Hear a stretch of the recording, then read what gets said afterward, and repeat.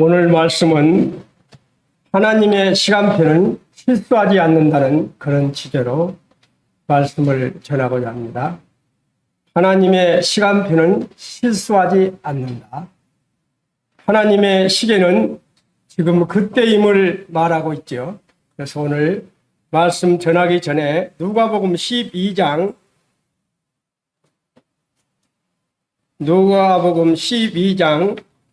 54절부터 56절까지 다 같이 읽겠습니다. 시작. 너희가 구름 서쪽에서 이는 것을 보면 곧 말하기를 소나기가 오리라 하나니 과연 그려하고 남풍이 부는 것을 보면 말하기를 심히 더우리라 하나니 과연 그러하니라. 예시가는 자여 너희가 천지의 기상은 분간할 줄 알면서 어찌 이 시대는 분간하지 못하느냐. 그 다음에요. 고린도 전서 15장 57절부터 58절까지 다 같이 읽겠습니다. 시작. 우리에게 승리를 주시는 하나님께 감사하노니 그러므로 내 사랑하는 형제들아 견실하며 흔들리지 말고 항상 주의 일에 더욱 힘쓰는 자가 되라. 이는 너희 수고가 주 안에서 헛되지 않은 줄을 알미라. 금방 누가복음 12장 54절부터 56절까지 말씀을 드렸습니다. 너희가 구름이 서쪽에서 이는 것을 보면 소나기가 온다고 말하고요. 그리고 남풍에서 부는 바람을 보면 덥겠다가 그렇게 다 알면서도 우리가 천지의 기상은 분간할지 알면서 지금 이 시대는 분간하지 못한다고 지금 이야기하죠. 지금 그래서 오늘 주제를 하나님의 시간표는 실수하지 않는다는 그런 말씀으로 교제를 하고자 합니다. 언제 어느 때 어떤 일을 당할지 모르는 게 우리 인생사지요. 그래서 인간들의 시간표는 인간의 계획은 언제나 불확실하죠. 우리가 계획을 세우고 달력에다 다 적어놓고 계획을 세우고 하지만 그 때대로 되지 않지요. 그리고 언제 어느 때 어떤 일이 일어날지도 모르죠. 어제 제가 간단히 어제 일이에요. 어제 일. 이게 제가 이제 차를 한 12년 정도 불렸는데 이게 어제까지 마량이 제가 새벽에 다녀왔어요. 어제 운영을 많이 했는데 잘 됐거든. 그래서 제가 이제 어제 좀 운동을 하려고 차를 몰려고 딱 하니까 문이 안 열려버려요. 대들 안 해, 이게. 아무리 해도 문이 안 열려요. 그래서 억지로 이제 이 키를 다시 빼서 이 키로 이제 여니까 아파트가 난리가 난 거예요. 왜냐하면 강제로 여니까 이게 이제 막 소리를 지르고 그래서 경비 아저씨가 튀어나오고 그래서 이제 시동을 걸고 이제 삼성눈호에 갔어요. 갔더니 아이고 하도 오래돼서 이게 없습니다. 이게 이제 이거를 쓰지 말고 연속 이렇게 이제 수동으로 키를 꼽아서 쓰는 수밖에 없습니다. 그런데 그러면 구해달라고 하니까 지금 반도체가 이렇게 해서 구하는데 빨라야 10월 달이고 그것도 장담 못 합니다. 그래서 가격은 얼마입니까? 15만 5천 원입니다. 그래요. 그래서 18만 5천 원. 그래서 그래요. 이제 집에 오다가 생각하니까 제가 12년 전에 이제 받았던 또 보조키를 하나 받아놓은 것이 기억이 나더라. 그래서 12년 전에 제가 받았던 키를 어디다 놔뒀을까? 그러다가 이제 제 생각 중에 거기다 놔뒀을 확률이 많겠다고 딱 뒤지니까 바로 나오더라고요. 그래서 그것을 들고 다시 삼성눈호에 가서 약을 끼니까 그렇게 잘 돼요. 제가 이 말씀을 드리는 것은 금방까지도 잘 됐던 이것이 금방 또 안 되더라고요. 우리는 인간들이 아무리 계획을 잡고 해도 안 되지요. 언제 어떤 일이 벌어질지를 모르는 것이죠. 우리가 지금 건강하지만 미국의 대통령 바이든도 그렇게 철저하게 경호를 하지만 코로나에 걸렸어요. 언제 우리의 시간표는 변할지가 모릅니다. 그러나 전능하신 하나님은 인간들이 아무것도 뒤집을 수 없는 시간표를 가지고 계신다는 것이죠.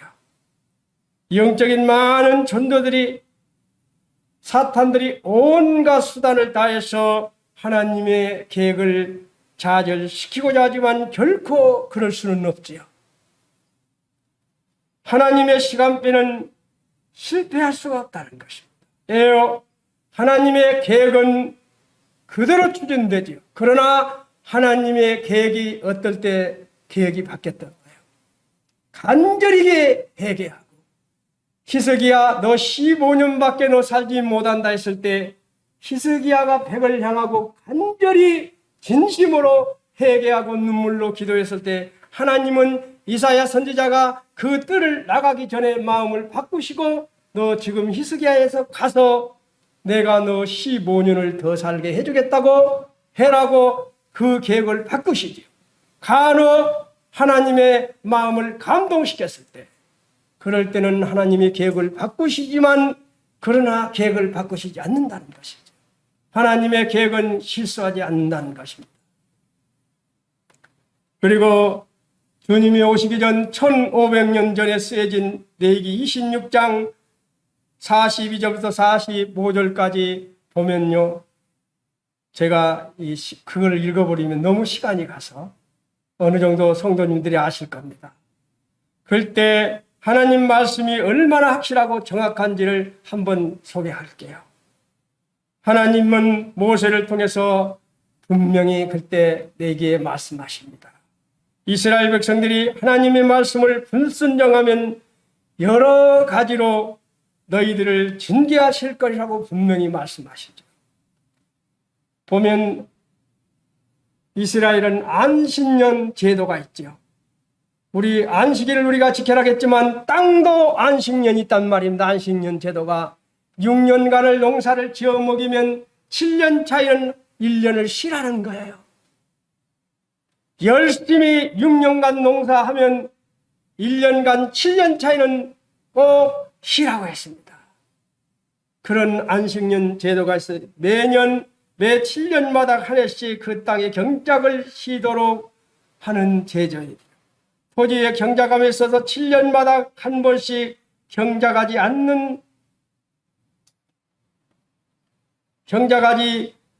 않으면 안 되도록 해놨어요. 꼭 1년씩을 쉬라고 했습니다.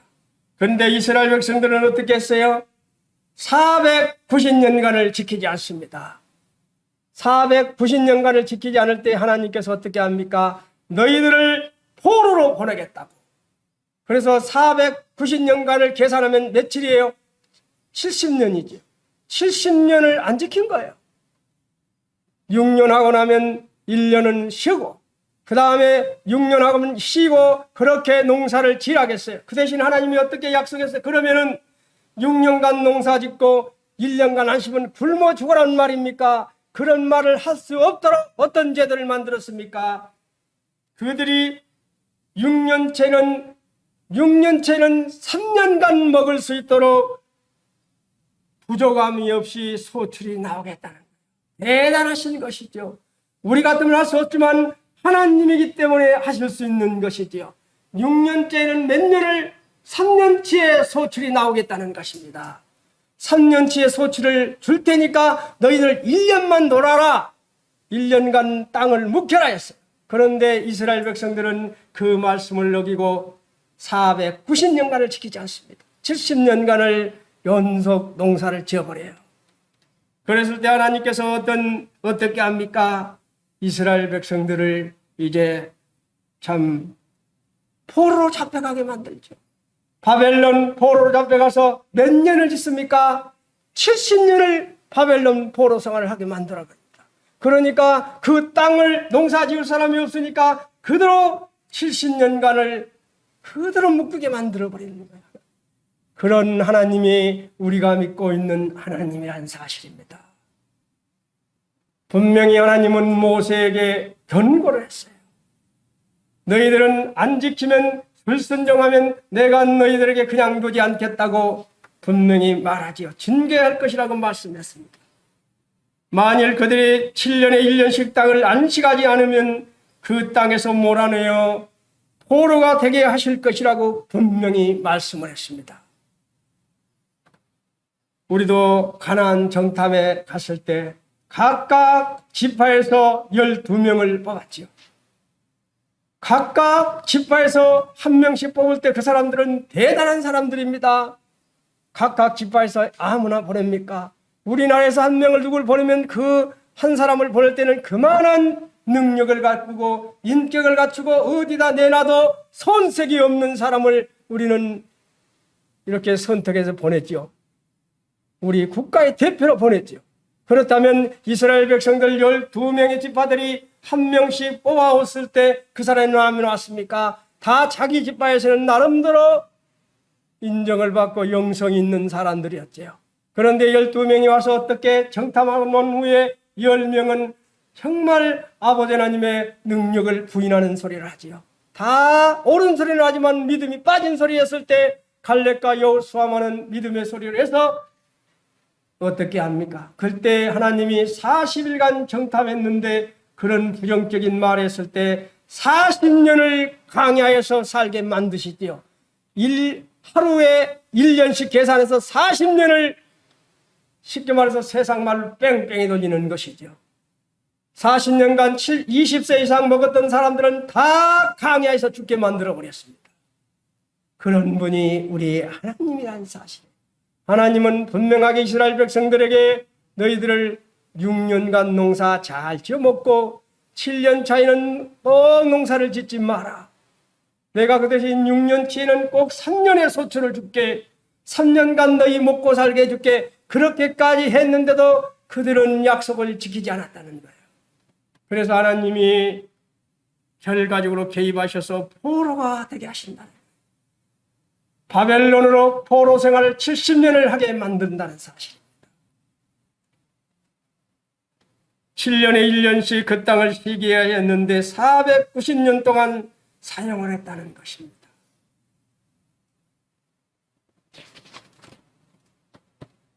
그들이 내 법도를 싫어하며 내 율례를 멸시함으로 그 땅을 떠나서 사람이 없을 때 그 땅은 항폐하여 안식을 누릴 것이요. 그들은 자기 죄악으로 형벌을 뭐라고요? 기쁘게 받으리라. 분명히 하나님께서 뭐라 하겠습니까? 내 규례를 멸시함으로 그 땅을 떠나서 사람이 없을 때 그 땅을 항폐하게 하여 안식을 누리게 할 것이 얼마나 무서운 하나님이십니까? 약속을 지키면 너무나 자비로우신 하나님이시지만 약속을 어기고 불순종할 때는 이렇게 철저하게 70년을 포로 생활을 하게 해서 70년 동안 항폐하게 만들어서 그 땅이 70년간 안식을 누리게 만들어버린 하나님이십니다. 그런데 그때 바벨론 포로가 된다는 것은 당시에는 터무니없는 일로 여겼다는 거예요. 그때 분위기가 터무니없는 걸로 여겼습니다. 꼭 지금같이 지금 우리가 곧 때가 마지막 때라고 말할 때마다 사람들이 전혀 못 느끼시듯이 그럴 때도 바벨론 포로가 된다는 것은 당시에 터무니없는 일로 여겼다는 거예요. 백성들이. 많은 거짓 선지자들과 선고자들은 그러한 예언이 얼마나 어리석인 건지를 연속 말했다는 것입니다. 지금도 우리 말씀하면 그럴싸하게 지식인들이 뭐라고 합니까? 안 좋게 말하지. 지금 말세를 말하면 이단이라고 쳐버리고 연속 그렇게 분위기를 만들어가는 그 시대가 지금이나 똑같다는 거예요. 바벨론의 포로가 될 것이라고 예언하는 에레미야를 어떻게 했습니까? 엄청나게 핍박했습니다. 에레미야 선지자는 이런 것을 선포했어요. 너희들이 농사짓고 않으면 하나님께 불순종하면 포로로 잡혀간다고, 바벨론으로 끌려간다고 에레미야는 선포했을 때마다 거짓 선지자들과 주변 사람들이 에레미야를 얼마나 핍박했습니까? 지금도 똑같다는 거예요. 지금도 지금이 마지막 때라고 경고하면 이상한 사람이라고, 이단이라고 쳐버렸죠. 모든 것이 지금처럼 여전히 평상시처럼 진행됐다는 사실입니다. 거짓 선지자들은 평화롭다고 예언을 했습니다. 하나님이 하신 말씀대로 이스라엘이 포로로 끌려갈 조짐은 거의 보이지 않았습니다. 전혀 그런 조짐이 없었습니다. 하지만 6년 뒤에 바벨론 군대는 마지막 군사작전을 수행합니다. 그렇게 해서 그들은 왕을 포로로 잡아 왕위를 폐위하고 유대 백성들을 바벨론으로 싹 끌고 가버리죠. 그렇게 해서 70년을 포로 생활이 시작되는 거예요.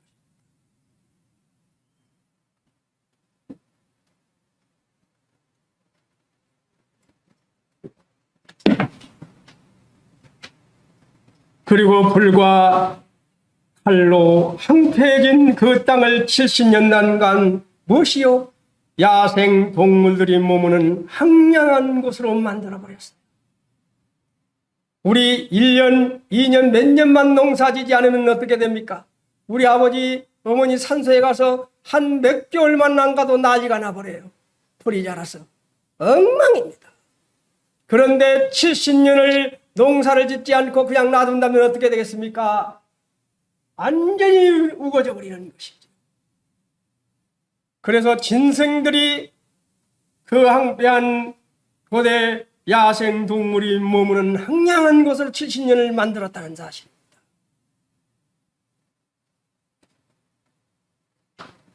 땅이 양폐하며 안식을 누릴 것이라고 말했어요. 역대하 36장 20절 21절에 분명히 이런 말씀을 하시죠. 이에 토지가 황무하여 안식년을 누린 같이 안식하여 70년을 지내었으니 여호와께서 예레미야 입으로 하신 말씀을 응하였다. 예레미야가 했던 말씀이 그대로 응해졌다는 사실입니다. 하나님의 말씀은 문자 그대로 성취됐다는 사실입니다. 유대 백성은 70년을 바벨론에서 머물러야 했습니다. 후일 왕조가 바뀌어서 바사 왕 고레스가 유대인들로 하여금 자기 땅으로 돌아가도록 허락을 해서 돌아오게 되지요. 그것도 하나님이 개입하시죠. 어떻게 해서요? 느부갓네살 그 왕조가 멸망하고 다시 바상 고레스 왕이 그 왕권을 잡은 후에 그 사람에게 좋은 마음을 갖게 해서 어떻게 합니까? 이스라엘 백성들, 유다 백성을 다 다시 땅으로 가게 하지요. 우연이 아니라 하나님께서 이 고레스의 마음을 움직이시지요. 유대인이 바벨론에 포로가 되어 끌려간 지 정확히 70년 만에 하나님의 시간표는 정확하게 맞아떨어졌다는 사실입니다. 요한복음 14장에서 주님께서는 친히 이런 말씀을 하시지요. 가서 너희를 위하여 처소를 예비하면 내가 다시 와서 너희를 내게로 영접하여 나 있는 곳에 너희도 있게 하리라. 마태복음 24장에서는 우리 주님께서 제자들에게 말씀하십니다. 그때 인자의 징조가 하늘에서 보이겠고 그때 땅의 모든 족속들이 통곡하며 그들이 인자가 구름 타고 능력과 큰 영광으로 오는 것을 보리라. 그가 큰 나팔과 함께 천사들을 보내리니 그들이 그의 택하신 자들 하늘 끝에서 땅 끝까지 사방에서 모으리라고 말했습니다. 이 말씀은 지켜질까요? 안 지켜질까요? 분명하게 지켜질 것입니다. 주님의 이러한 말씀 이후에 약 20년이 지난 후에 데살로니가 전서가 쓰여지지요. 그때 데살로니가 전서 4장 16절 17절에서 성령께서 사도 바울을 통해서 감동을 시켜서 교회의 놀라운 소망에 관해 자세하게 또 우리에게 말해주는 기절이 있죠. 바로 이것이 그 기절입니다. 성령께서 사도 바울을 통해서 교회의 놀라운 소망에 관해 이렇게 자세히 말해주고 있다는 거예요. 우리가 그냥 흘러가서는 안 된다는 것입니다. 제가 읽어드릴게요. 주께서 호령과 천사장의 소리와 하나님의 나팔 소리로 신이 하늘로부터 강림하시리니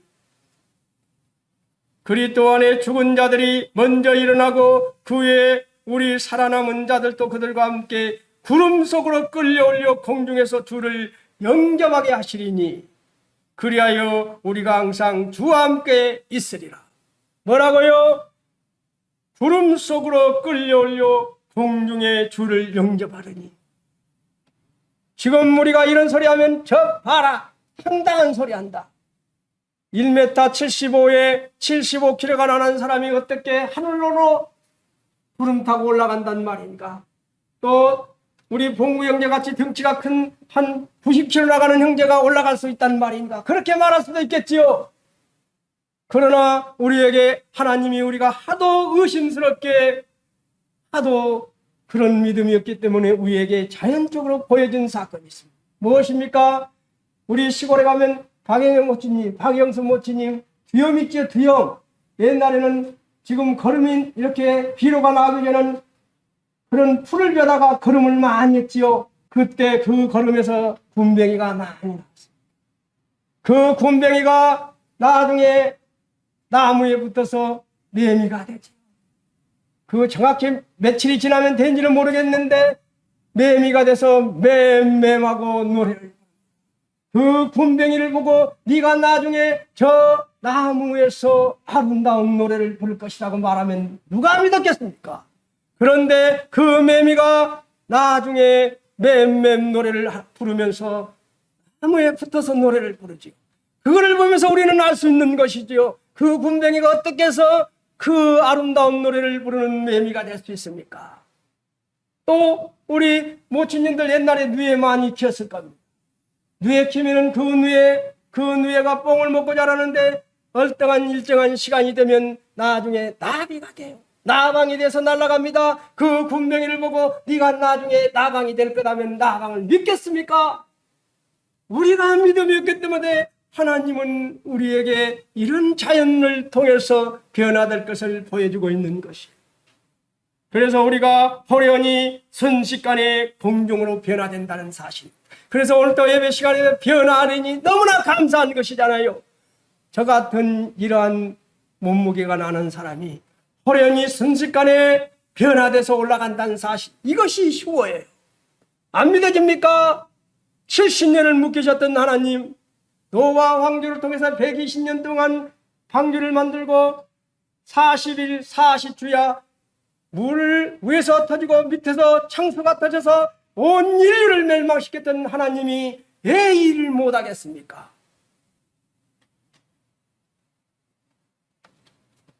구름 속으로 끌려올려 공중의 수를 영접하시리. 바로 이것이 휴거입니다. 바로 이것이 휴거예요. 이 휴거가 어떤 사람만이 가신다고요? 구원받은 자, 생명책에 기록받은 자가 간다는 것입니다.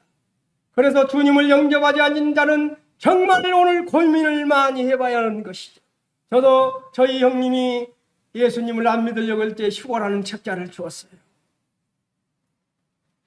그 책자를 보고 그래 우리 어머니, 우리 형님, 우리 누나들 다 올라가 버리는데 그럼 나 혼자만 남으란 말인가 하면서 제가 다시 성경을 보기 시작해요. 그래서 주님을 영접했습니다. 오늘 오신 우리 성근자매님과 같이 계시는 분에게 저는 분명히 말하고 싶어요. 생명책에 기록되지 못하면 절대 이 휴거에 동참할 수 없다는 것입니다. 제 말이 아니라 하나님의 말씀이에요. 생명책에 기록되어야만이 하나님을 영접한 자라만이 이 휴거가 하나님이 우리 주님이 오시는 그때 호련히 순식간에 변화돼서 우리가 구름 속으로 끌려올려 간다는 것이 이것이 바로 휴거 사건입니다. 호련히 갑자기 온다는 것이에요. 제가 이 멀쩡하게 아침에도 잘 됐고 오전 내내 차를 굴렸는데 오후에 운동을 가져가 이것이 먹통이 돼가지고 안 되더라는 말입니다. 한순간에 이렇게 되듯이 우리는 언제 고장이 날지 모르는 게 우리 인생이에요. 우리가 건강하지만 언제 어느 때 어떤 일을 당할지 모르는 게 우리 인생이란 말입니다.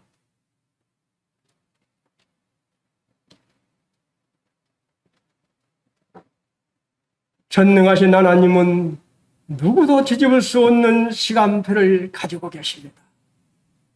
사탄들이 온갖 수단을 다하여 하나님의 계획을 좌절시키려 하지만 결코 그럴 수는 없는 것입니다. 하나님의 시간표는 절대 실패할 수 없다는 거예요. 실수가 없다는 것입니다. 이제 하나님의 시간표가 얼마나 더 확실한지를 제가 이제 또 보여드리겠습니다. 에스겔 36장에서는 유다 멸망을 말하고 있습니다. 바로 유다가 멸망해서 70년간 포로로 갔지요. 에스겔 36장에서는 유다의 멸망을 말하고 있습니다. 유다가 언제 멸망했습니까? BC 586년에 멸망했습니다. 그리고 에스겔서 37장에서는 이스라엘이 독립할 것을 말하고 있어요. 이스라엘이 그런 많은 생활을 돌아다니면서 방랑했는데 1948년 5월 14일 날 독립을 했습니다. 도저히 이스라엘 민족이 독립할 거라 상상을 못했는데 에스겔서 37장에서는 이스라엘 독립할 것을 예언하고 있어요. 그리고 에스겔서 38장과 39장에서는 곡과 마곡의 전쟁이 일어날 것을 말합니다. 바로 이제 그 전쟁은 오고 있습니다. 그 전쟁이 임박했음을 우리에게 말하고 있습니다. 그리고 에스겔 40장부터 48장까지는 청년 안국에 대해서 말을 하고 있습니다. 이 두 가지는 이미 이루어졌지만 두 가지는 이루어져 가고 있습니다. 곡과 마곡의 전쟁은 내일이 올지 1년 후에 올지 3년 후에 올지 모르지만 지금 진행되고 있다는 사실입니다. 앞으로 곡과 마곡의 전쟁은 확실하게 일어날 것입니다. 바로 제가 이제 성경을 한 군데 보겠습니다. 에스겔 38장입니다.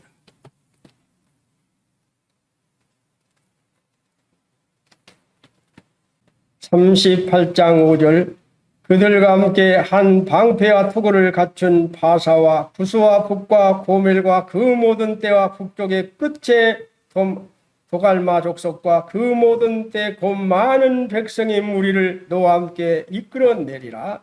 그 다음에요 8절입니다. 여러 날 후에 곧 말년에 내가 명령을 받고 그 땅 곧 오래 항폐하였던 이스라엘 산에 이르리니 그 땅 백성의 칼을 벗어나서 여러 나라에서 모여 들어오며 이방에서 나와 다 편안히 거주하는 중이라. 11절입니다. 말하기를 내가 편원의 고울들로 올라가더라. 성벽도 없고 문이나 빗장도 없어도 염려시 다 편안히 거주하는 백성에게 나아가서 물건을 겁탈하며 노략하리라 하고 내 손에 들어서 항폐하였다가 지금 사람이 거주하는 땅과 여러 나라에서 모여서 짐승과 재물을 얻고 세상의 중앙에 거주하는 백성을 치고자 할 때에 스바와 스단과 타시스의 상인과 그 부자들이 내게 이르기를 너가 약 탈취하려 왔느냐? 너가 내 무리를 모아 노략하고자 하느냐? 은과 금을 빼앗으며 짐승과 재물을 빼앗으며 물건을 크게 약탈하여 하고자 하느냐 하리라. 15절입니다. 너가 내 고국 땅 북쪽 끝에서 많은 백성 곧 다 말을 탄 큰 무리가 능한 군대와 함께 오되 구름이 땅을 덮은 같이 내 백성이 이스라엘을 치러 오리라. 그가 끝날이 무엇입니까? 말세야 종말을 말하는 것이죠. 끝날에 내가 너를 이끌어 다가 내 땅을 치게 하리니 이는 내가 너로 말미암아 이방 사람들의 눈앞에서 내 거룩함을 나타내어 그들이 다 나를 알게 하려 한다. 이 마곡의 전쟁은 분명히 오고 있습니다. 아니 내일부터 시작할지 1년 후에 시작할지 모르지만 분명히 오고 있다는 사실입니다. 바로 마곡이 어디입니까? 오늘날 러시아, 우크라이나, 카즈자, 스단 그 스키다이인들이 상징하고 있는 것이죠. 곡과 마곡의 땅은 러시아가 이끄는 북방의 세력을 일컫는 것입니다. 그렇다면 곡의 동명, 러시아와 같이 동명을 맺는 국가가 어딜까요? 성경에 나오고 있습니다. 바로 여기서 나오잖아요. 바사도 나오죠. 바사는 페르시아, 이란과 이라크를 말합니다. 구스는 에티오피아, 수단을 말하고, 붓은 리비아, 알제리, 튀니지를 말하고, 고멜은 터키 서부 지역을 말하고, 더 갈만은 터키 동부 지역을 말합니다. 이것이 이제 러시아가 한편이 돼서 이 이스라엘을 공격할 것을 말하고 있습니다. 성경은 이미 예언하고 있습니다. 그리고 곡에 대항하는 국가들이 무엇입니까? 금방 말했지요. 여기 스바와 드단과 다시스, 바로 스바와 드단이 사우디를 말합니다. 사우디, 예멘, 오만, 쿠웨이트, 이것이 스바와 스단이죠. 그리고 다시스는 스페인과 서유럽 국가들을 다 통틀어서 말합니다. 바로 이제 이스라엘 중심으로 이런 사우디, 예멘, 오만과 이런 무리와 함께 또 러시아와 이렇게 곡과 마곡의 영정이 시작될 것을 말하고 있습니다. 이미 되어 있습니다. 물건을 격탈하며 노략. 이해가 안 되잖아요. 이스라엘 무슨 땅이 노략할 게 있습니까? 그렇잖아요. 이스라엘 땅이 노략할 것이 하나도 없어요. 그런데 이스라엘 건국의 영웅인 전 총린 골다 메이커가 이런 유명한 말을 합니다. 우리 이스라엘인이 모세에 대해 좀 불만이 많이 있습니다. 모세가 이스라엘 민족의 영웅이죠. 그런데 골다 메이커는 이런 말을 했어요. 우리는 이스라엘인이 모세에 대해 좀 불만이 많이 있습니다. 그는 우리를 40년 동안 광야를 헤매게 한 뒤 중동에서도 석이 하나 나지 않는 땅으로 우리를 이끌었습니다. 지금까지 얼마 전 2000년까지만 해도 전혀 이 말이 맞는 거예요. 이스라엘 땅은 오직 하늘에서 비를 줘야만이 농사를 지은 땅, 앞뒤 좌우로 도망갈 수 없는 땅, 하나님이 지켜주겠다는 약속이지요. 그런 땅은 찾아봐도 없어요. 왜요? 이스라엘 땅은 딱 중앙입니다. 요리 가면 지중해요. 요리 가면 도망갈 데가 없고 위에서 비를 내려주자면 농사를 지을 수가 없는 땅. 이 말은 무엇입니까? 내가 책임지겠다는 말이죠. 내가 책임을 지겠다는 말. 그런데 이스라엘은 이렇게 아무것도 없었어요. 그런데 이것이 확 뒤집어지는 사건이 나오고 있습니다. 앞으로 저녁에 가서 신명기 33장을 한번 읽어보세요. 얼마나 큰 축복이 거기에 잠겨 있는지. 그런데 성경에서 이스라엘은 기름을 나올 수가 없으니까 가까운 곳에서 기름을 살 수가 없었어요. 가까운 지역에서 절대 이스라엘 국가에는 기름을 팔지 않습니다. 그래서 이스라엘은 먼 데 있는 멕시코, 노르웨이 등에서 기름을 사와야 했어요. 그런데 성경에서 영광을 받아 석유를 발견하게 됩니다. 2004년 이스라엘 첫 유전 발견이 되지요. 우리나라의 중앙일보에서 2004년 6월 14일 날 성경서 영감받아 석유 발견이라는 그러한 내용이 나오기 시작합니다. 이스라엘 유전개발 사장인 누시켄 사장이 구약성경 신명기 33장에서 언급한 바트 올람, 바로 보물이란 뜻이죠. 보물이 온유일 가능성이 크다고 생각하고 그가 성경의 가르침에 따라 그 위치를 탐사하기 시작합니다. 그런데 신명기 33장에서 18, 19, 24절에 나오는 이 기절이 있지요. 스불론에 대하여는 일러스되 스불론이여 너는 밖으로 나감을 기뻐하라. 이사가리여 너는 장막이 있음을 즐거워하라.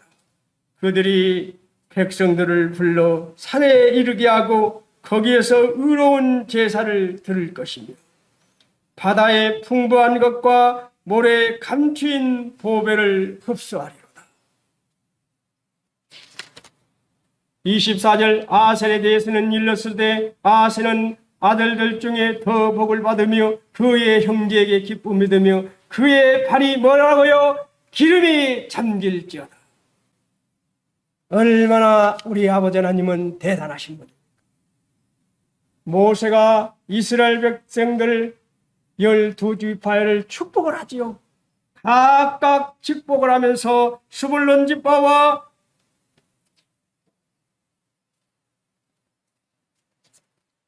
아셀 지파에게 축복했던 기절입니다. 그때 축복했던 이거를 보고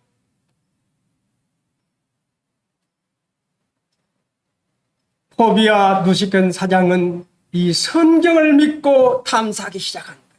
대단한 사람이죠. 이 사람은 오직 성경 하나만을 믿고 탐사할 때 그 비용이 얼마나 많이 들어갑니까? 그런데 탐사를 했는데 결과가 엄청난 물량이 잠재하고 있는 것입니다. 이스라엘 연안의 천연가스 매장량이 미국도 많은데 미국이 놀랄 정도로 엄청난 물량이 발견되었죠.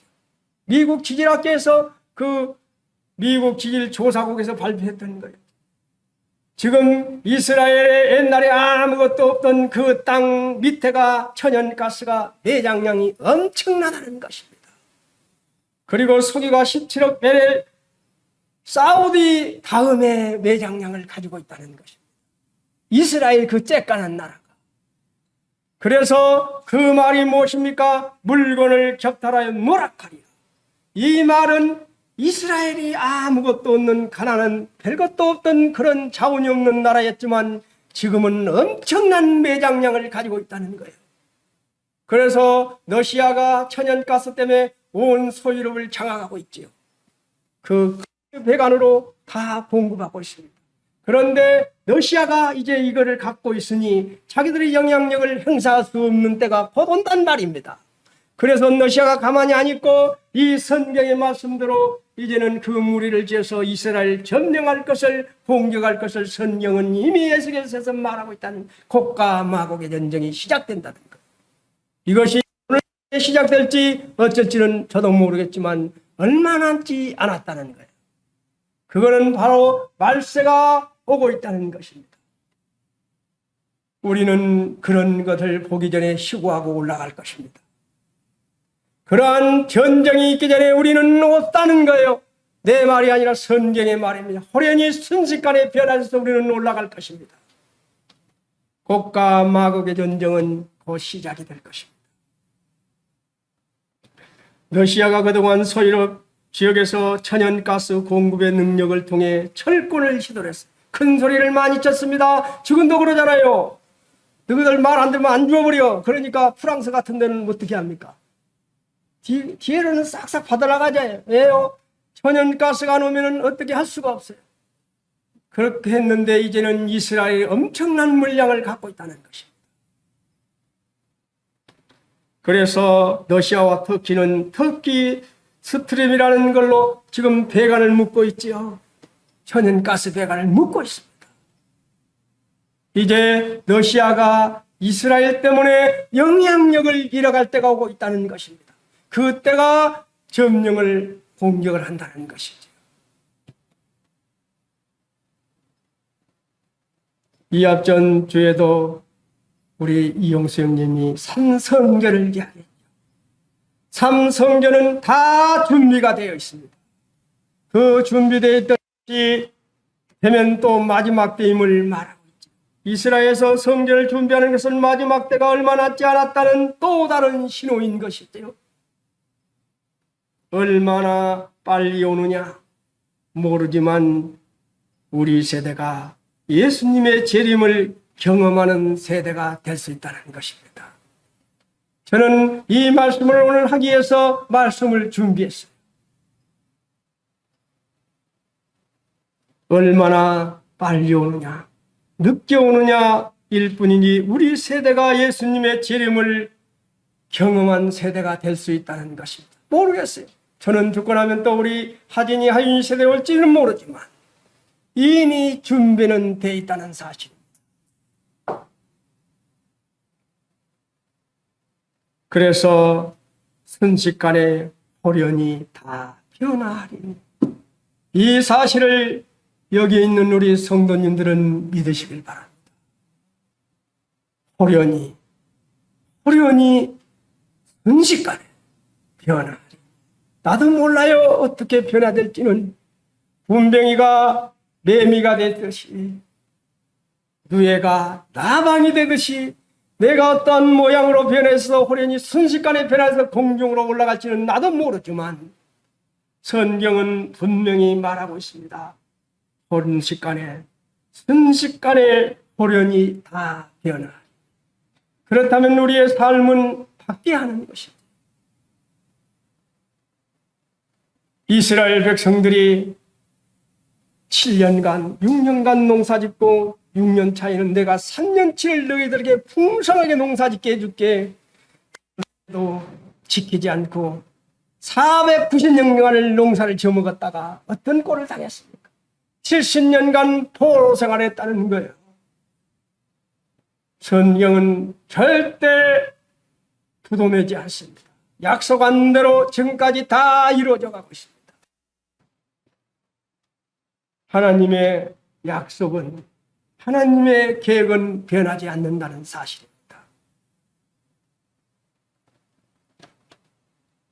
고린도전서 15장 제가 같이 읽었는데 제가 한번 읽어드리고 이제 끝나고자 합니다. 고린도전서 15장 52절에 보면 나팔 소리가 나매 죽은 자들이 썩지 아니할 거로 다시 살아나고 우리도 변화하리라. 분명히 우리가 변화합니다. 이것을 믿으시길 바랍니다. 그러므로 내 사랑하는 형제들아, 견고하며 흔들리지 말며 항상 주의 일에 더욱 힘쓰는 자들이 되라. 이는 너희 수고가 주 안에서 헛되지 않은 줄을 알미니라. 우리 이 말씀을 명심하시길 바랍니다. 하나님의 유업을 얻기 위해서는 반드시 하나님의 시간표를 믿어야 합니다. 하나님의 시간표는 분명히 이루어집니다. 우리 성근자매 옆에 계신 분도 꼭 생명책에 기록되어서 오늘 저녁에 휴거가 될지 내일이 될지 모르기 때문에 제가 하는 말씀입니다.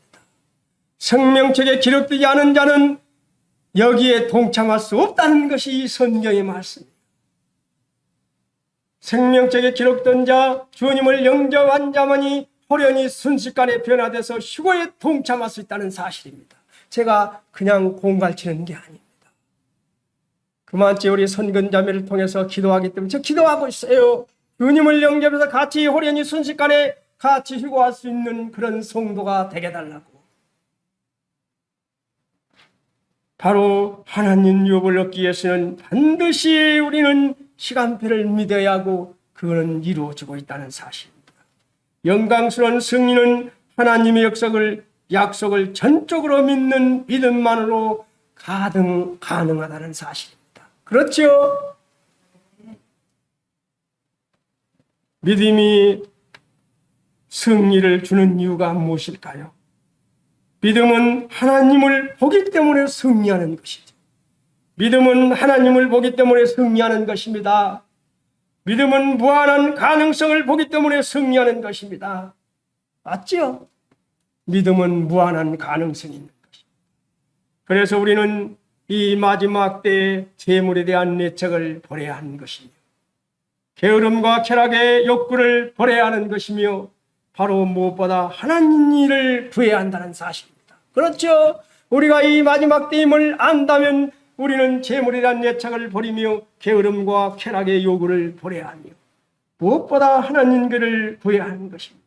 그래서 우리는 충성된 청지기로, 순종하는 청지기로, 예비하는 청지기로 살아야 할 의무가 있는 거라는 것이죠. 이제 마치고자 합니다. 사도 바울은 이런 고백을 했습니다.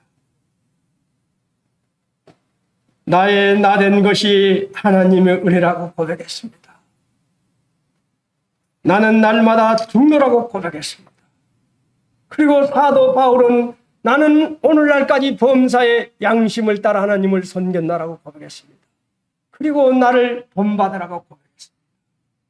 사도 바울은 이런 고백을 하고 주님 품으로 갔습니다.